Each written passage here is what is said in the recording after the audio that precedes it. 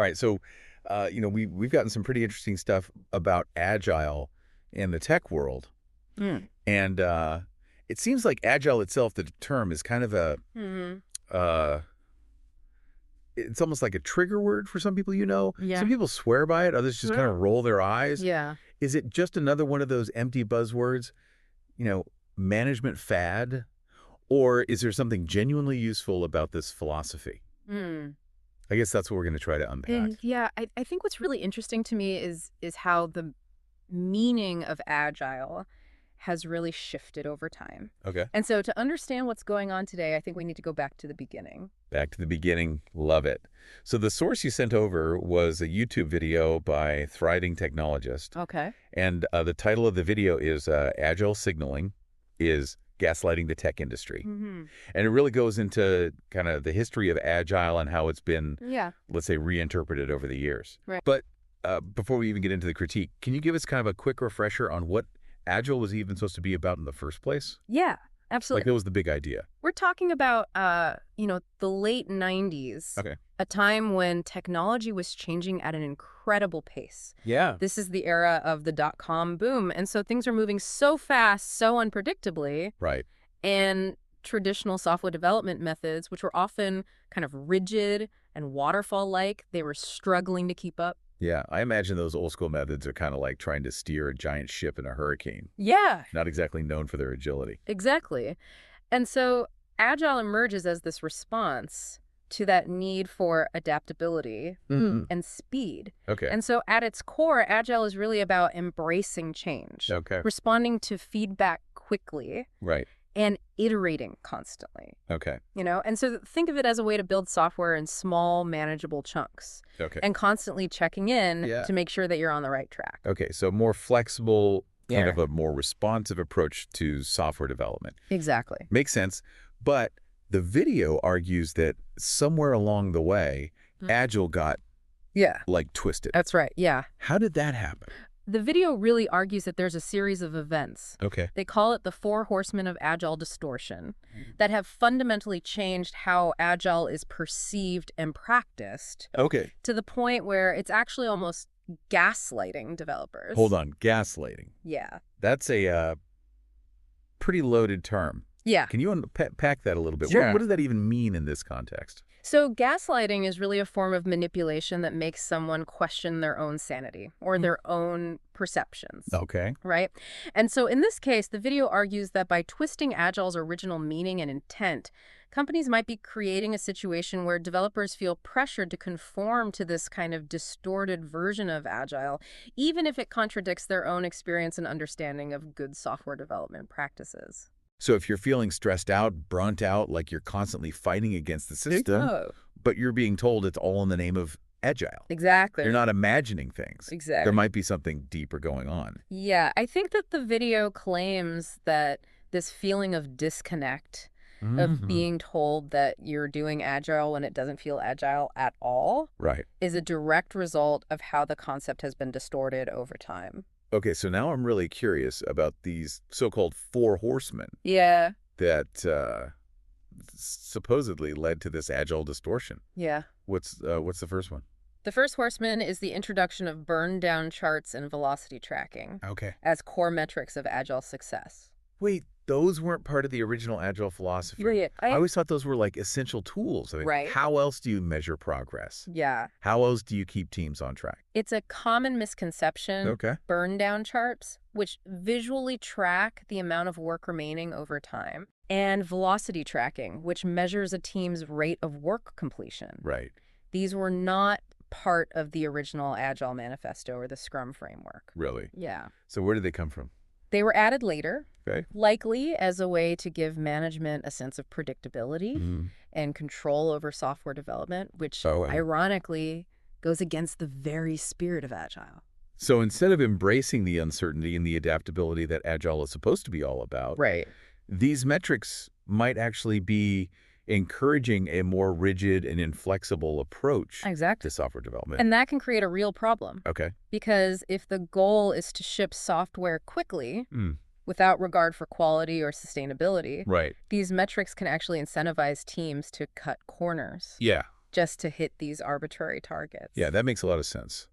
I can definitely see how focusing solely on speed could really backfire. Yeah. Has anyone ever used these metrics to like push you to work faster, even if it meant sacrificing quality or learning? Yeah. Happens more often than you think. Yeah. And this leads us to the second horseman of Agile distortion. The title of Jeff Sutherland's book, Okay. The Art of Scrum, Getting Twice the Work Done in Half the Time. Oh, yeah, Jeff Sutherland, one of Yeah. the founders of Scrum. Jeff Sutherland, one of the founders of Scrum. Yeah, so this book was like hugely influential in shaping how people understood Agile. Right.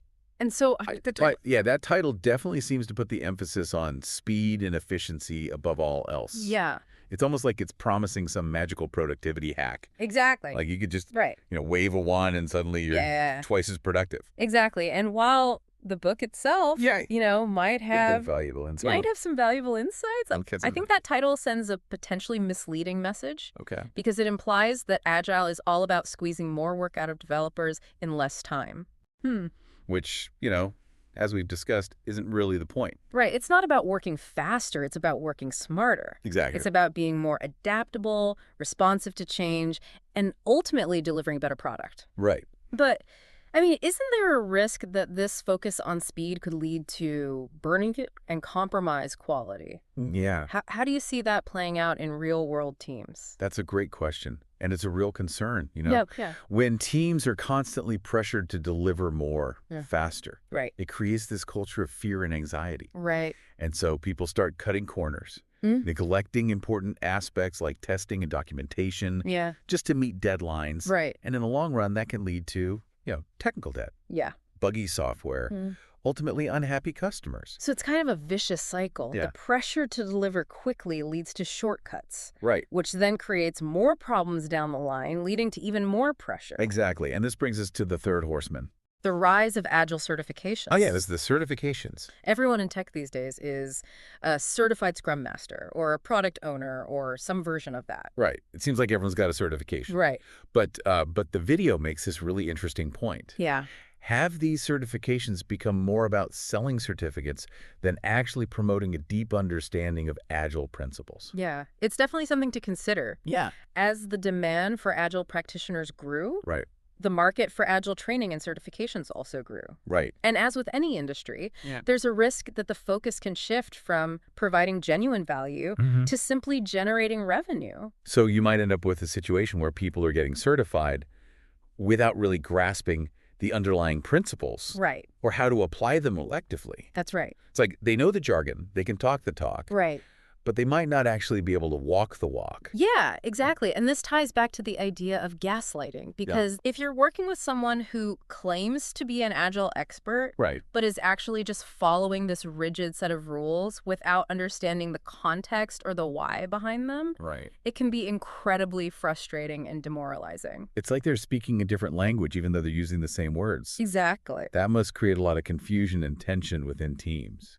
Absolutely. And that brings us to the fourth Okay. and perhaps most controversial horseman, the introduction of SAFE, Okay. the Scaled Agile Framework. SAFE. It seems like every large organization is trying to implement SAFE these days. Yeah. But It's everywhere. I've always been a little bit skeptical. Yeah. I mean, it seems like trying to fit a square peg into a round hole. Yeah. Can you really scale something that's supposed to be about flexibility and adaptability? It's the million-dollar question. Yeah. SAFE was designed to address the challenges of implementing Agile in large organizations Great. with multiple teams, complex dependencies. Right. But the video argues that in trying to scale Agile, SAFE might actually be making things less agile. Wait, really? Yeah. How so? Well, think about it. As organizations grow, Okay. they tend to become more hierarchical, more bureaucratic, Right. more layers of management, more processes, Yeah. more approvals required to get anything done. Right. And that can stifle innovation Hmm. and make it much harder to adapt to change quickly. So you're saying that SAFE, instead of breaking down those barriers and promoting agility, might actually be reinforcing them? That's the argument. Wow. Yeah, Oh. by introducing even more processes and structures, Yeah. SAFe might actually be creating more complexity and rigidity, Yeah. which is the opposite of what Agile is supposed to be about. So it's like they took this beautiful, lightweight framework Right, and turned it into this giant lumbering machine. right. It seems like a classic example of how good intentions can go astray when you try to scale things beyond a certain point. Exactly. And it's important to remember that SAFe is just one framework. Okay. It's just one approach to scaling Agile. There are others out there. Right. There's no one-size-fits-all solution. So if you're working in a large organization that's adopted SAFe, Yeah. and you're feeling stifled by the bureaucracy and the lack of agility, Yeah. what can you do? Well, the first step is to recognize that you're not alone. Okay. A lot of people feel this way. Yeah. And it's important to remember that SAFe, like any framework, is just a tool. Oh. It can be used effectively or it can be misused. So it's not necessarily about throwing SAFe at the window. Right. It's about using it thoughtfully Exactly. and adapting it to your specific needs and context. Exactly. So how does this all tie back to the idea of agile gaslighting Yeah. that we talked about earlier? Well, if you're working in an environment where SAFe has been implemented in a way that feels rigid, bureaucratic, and disempowering, Right. and you're being told that this is true Agile, then it's easy to start questioning your own judgment. You know? You might start thinking, maybe I'm just not getting it. Right. Maybe I'm the problem. And Yeah. that's exactly what gaslighting is all about, Right. making you doubt your own perceptions and experiences. That's a really powerful insight. It's like you're being told that you're living in a different reality than everyone else. Exactly. And it can be incredibly difficult to push back against that, especially if you're dealing with people in positions of authority. Absolutely. And that's why it's so important to have these conversations, to raise awareness about these potential distortions, Right. and to empower people to speak up Oh. and challenge the status quo. So what's the antidote to this agile gaslighting? How do we reclaim that original spirit of agile and create a more authentic, Yeah. more humane way of working? Yeah, it feels like we've really been exploring some of the darker sides of Agile, but you know, where do we go from here? Right. How do we get back to that original vision? You know, those empowered teams, continuous learning, and actually delivering value. I think a big part of it is really just raising awareness. Okay. You know, the more people that understand how these distortions have kind of crept in, the more they can start to recognize them in their own workplaces, Right. and start to push back against them. So knowledge is power. The more we understand the problem, the better equipped we are to kind of fight back against it. Exactly. And it's not just about Right. recognizing bad Agile. It's also about remembering what good Agile looks and feels like. Okay, so remind us, what are those like core principles that seem to have gotten lost along the way?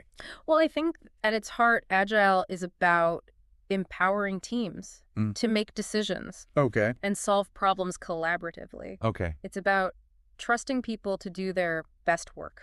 Yeah. Giving them the autonomy to experiment. Creating a safe space to learn from mistakes. It's interesting because you're really highlighting the human element of Agile. Yeah. It's not just about the processes and tools. Right. It's about creating a culture where people feel valued and respected and empowered. Absolutely. And that's something that I think can get lost Right. when we focus too much on metrics and certifications and frameworks. It's like we become so obsessed with like measuring and controlling everything that we've kind of forgotten about the people who are actually doing the work. Yeah. And ironically, I think that can actually lead to a decrease in productivity and innovation. Okay. You know, when people feel micromanaged and disempowered, Right. they're less likely to take risks to experiment, to come up with new ideas. So what's the solution? How do we create a more humane Yeah. and authentically agile work environment? Well, I think it starts with leadership. Okay. You know, leaders need to set the tone by embracing Agile principles, not just in word, but in deed. Right. They need to trust their teams, Okay. delegate authority, create a culture of transparency and continuous improvement. So it's about leading by example. Yeah. If leaders are truly committed to agile, Right. it will show in their actions and their decisions. Exactly. But I don't think it's just about leadership. I think it's also about individuals taking ownership and speaking up. Okay. You know, if you see something that's not working, Yeah. don't be afraid to challenge it. Okay. Ask questions, offer suggestions, advocate for a better way of doing things. So it's about creating a culture of feedback and continuous improvement where everyone feels comfortable speaking up and sharing their ideas. Precisely. Agile is a journey, Hmm.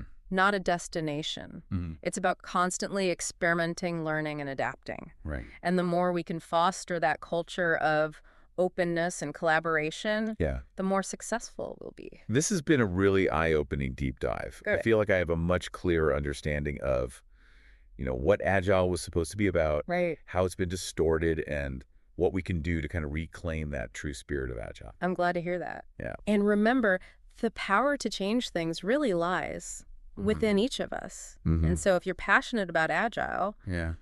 don't be afraid to speak up and make a difference. Awesome. So for you listening, what really resonated with you today, have you experienced any of these Agile distortions in your own work? What's one small step you can take to bring more authenticity to your team or organization? Yeah. We'd love to hear your thoughts, show your stories, your insights, your ideas. Yeah, let's keep this conversation going. Thanks for diving deep with us. And until next time, stay curious and keep challenging the status quo.